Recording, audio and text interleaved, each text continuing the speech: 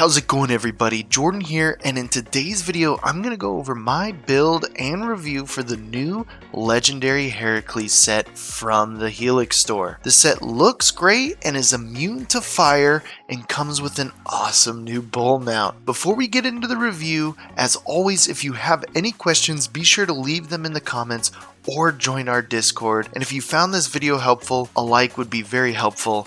Alright, let's get right into it. The legendary set bonus for the Heracles set is immune to burning, which literally means you take 0 fire damage and cannot be caught on fire. This includes fire arrows, fire from fighting Argus, and even those pesky times when you light some oil on fire in a fort and you find yourself also on fire. Well, no more with this set. Although this set bonus is somewhat of a novelty and it kind of introduces an interesting dynamic, it's designed to be a tanky bonus on a rather untanky set. And in all honesty, it's really easy to get rid of fire in this game without this set, because you can simply just roll to get rid of it or use the heal ability. If anything, poison is more dangerous because you can't roll away and it can only be removed by healing. On top of that, there are other better tanky sets in my mind, like the Greek hero set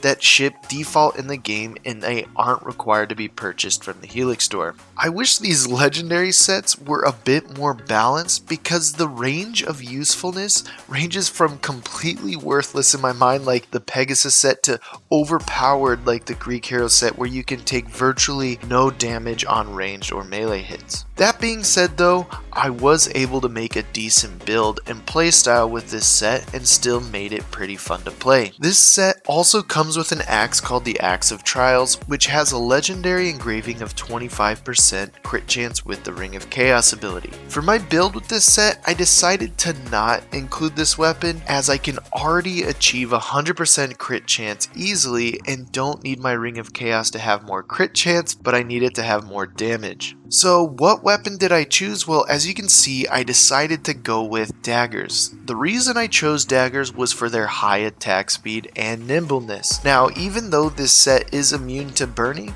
there's almost no tankiness to it at all, making it very vulnerable on Nightmare. And using a slow attack speed weapon like an axe can lead you to being one-shotted in the middle of an animation attack. Plus, I always used daggers for assassins and only ever with poison, and felt like it was time for a decent warrior fire dagger build. The way that I played this set was very dodge and roll oriented, and using quick attack speed of the daggers to quickly light my enemies on fire and roll away and either let the fire kill them or finish them off myself. Alright, let's go over these build details. So as you can see, we have the legendary set, but I did use epic weapons for this. So our primary dagger weapons are going to be warrior damage, damage with daggers, fire damage, and then crit damage. And for the secondary dagger, you're going to want to have identical copy of that same weapon. Again, these perks stack with each other, so even though you don't use the secondary weapon, all of the secondary weapon perks apply to your primary weapon. For our bow,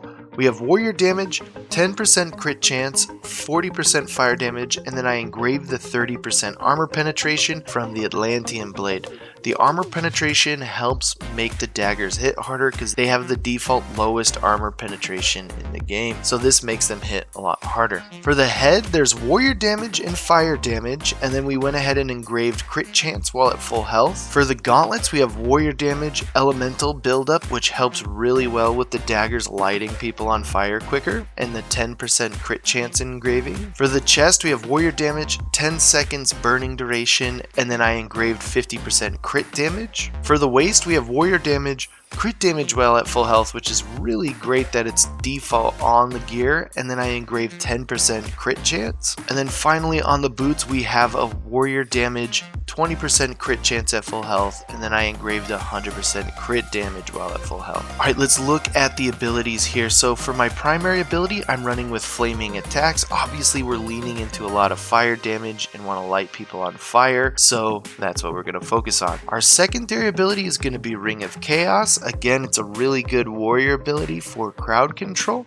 For the third ability, we're going to use Shield Breaker, which crits as well, deals a lot of damage, but because the daggers don't really stagger any shielded enemies unless you use like a really strong heavy attack with the daggers, it's nice to have Shield Breaker there to take that away and finish off enemies with shields real quickly. And then lastly, we have Second Wind, again the healing to help with poisons or any other sorts of issues that you might run into. Again, it's not a super tanky build at all, so you are probably going to be using this ability on Nightmare quite often. Lastly, because of the fire, it still deals a lot of hunter damage, so having multi-shot to light a bunch of people on fire is super useful. Lastly, I didn't really include it with this set, but you could use Battle Cry of Ares as well because of how glass cannony it is. That way you don't have to worry about dying if you find yourself in a pretty hard situation. Alright, let's look at the masteries for this build. As always, if you don't have as many points as I do, just focus on the first ones that I mentioned, and then if you have more, you can add them into those other areas. So in order to get this build to 100% crit chance, we went ahead and put 20 points into crit chance on the hunter tree, and then 20 points into crit chance while at full health on the assassin tree. This should get you to 100% crit chance. After that, you're going to want to put points into damage with daggers, crit damage while at full health, and damage while at full health, and then also damage on elites and bosses. On the warrior tree, you're going to want to put points into fire damage and damage dealt restored as health. Those quick attacks with the daggers will fill your health back up very quickly, much quicker than any other weapon in the game. Lastly, on the hunter tree, you're going to want to put some points into crit damage, and then if you have the extra ability points, putting them into elemental buildup to get your enemies lit up on fire, and then range resistance. On the warrior side, if you have the extra points, health, armor, and melee resistance are also pretty useful. And then lastly, on the assassin tree, elemental resistance, adrenaline per hit, and adrenaline per crit to keep those adrenaline segments coming in. Alright, let's look at the stats for this build. What you can notice first off here is we have a critical hit chance of 100% while at full health. We were able to hit that with the crit chance on the bow and all the gear, and then the 20 points in crit chance and crit chance at full health. When we are critting, we're dealing 515% damage, which isn't as high as other builds out there, but still pretty good. And then our fire damage is at 218%, which is also pretty good, but not the best. So this build does deal a lot of damage, but not as quite as much as others. On the defensive modifier side of things, as you can see, we are only immune to fire, and we have barely enough resistance to kind of take 1 or 2 hits before we get one-shotted on Nightmare. So you're definitely going to have to be extremely nimble with this particular set. So that's the Herakles set. Overall, I think it's fun, but being a glass cannony fire warrior with daggers, it is fun, but it is also challenging, and it does come with plenty of deaths on Nightmare, so be prepared for that. Overall, I wouldn't recommend that you buy this set for the stats or perk if you had to choose one set from this shop. But if you are collecting them all or like the way it looks, then go ahead, it's totally up to you.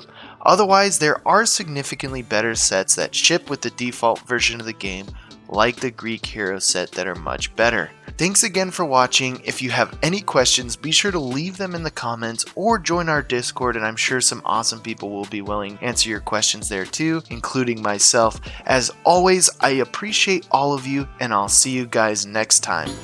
So proud.